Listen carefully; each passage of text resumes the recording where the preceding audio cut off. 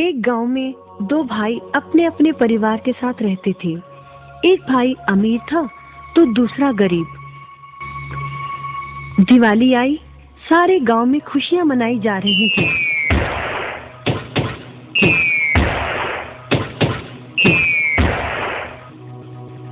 परंतु छोटे भाई के पास तो खाने लायक भी कुछ नहीं था।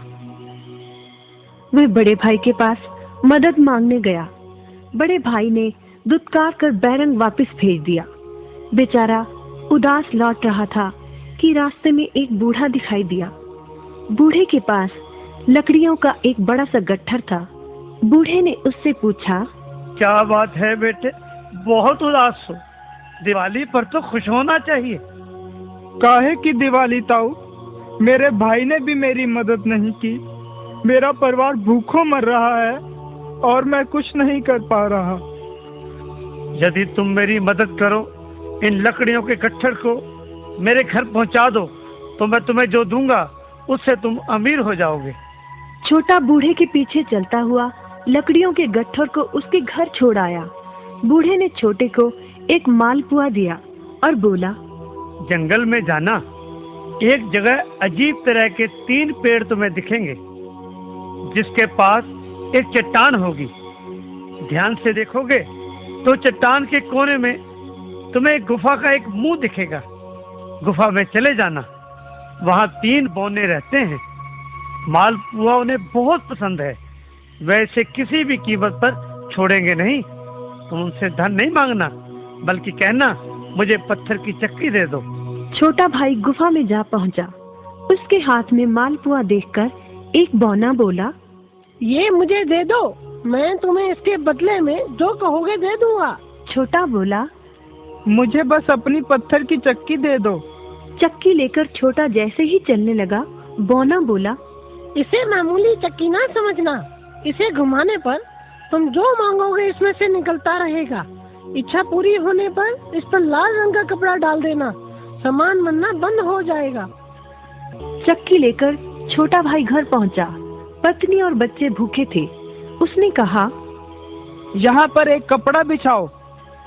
कपड़ा बिछाकर चक्की उसके ऊपर एक किनारे रखकर छोटे ने चक्की चलाई और बोला, चक्की चक्की चावल निकाल।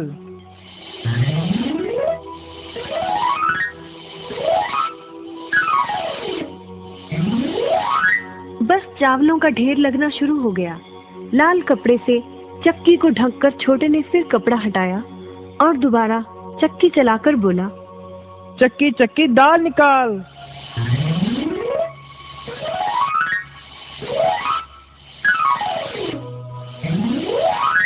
ढेरों दाल निकलती रही। थोड़ी देर बाद छोटे ने चक्की को ढक दिया। दाल चावल बनाकर सबने अपना पेट भरा। रात सबने चैन की नींद ली। बचे हुए ढेरों चावल और दाल को लादकर छोटा अगले दिन बाजार में बेच आया। वापस आकर उसने फिर वही क्रम अपनाया और इस बार ढेरों गेहूं, चावल, भिन्न भिन्न दालें चक्की की मदद से निकाली और बेचकर ढेरों पैसे कमा आया। दिनों में ही वह अपने भाई से भी ज्यादा अमीर हो गया। चक्की की मदद से कभी घी, कभी तेल, कभी नमक, कभी मसाले, कभी बादाम, कपास, जो चाहे उसे प्राप्त होता रहता था। बड़ा भाई उसकी खुशहाली से जलने लगा।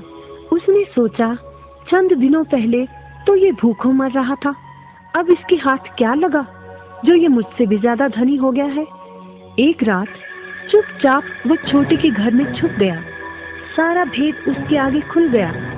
अगले दिन जब छोटा बाजार सामान बेचने गया था, तो बड़ा भाई छोटे के घर पहुंचा और उसके घर से चक्की चुरा कर ले आया और अपने परिवार को लेकर दूर कहीं टापू में जाकर बसने के इरादे से घर से चल पड़ा।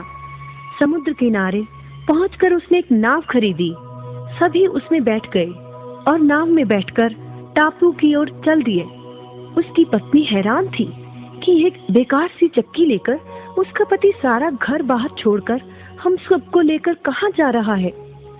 बड़े भाई ने पत्नी की जिज्ञासा शांत करने के लिए चक्की को घुमाया और बोला, चक्की चक्की नमक निकाल।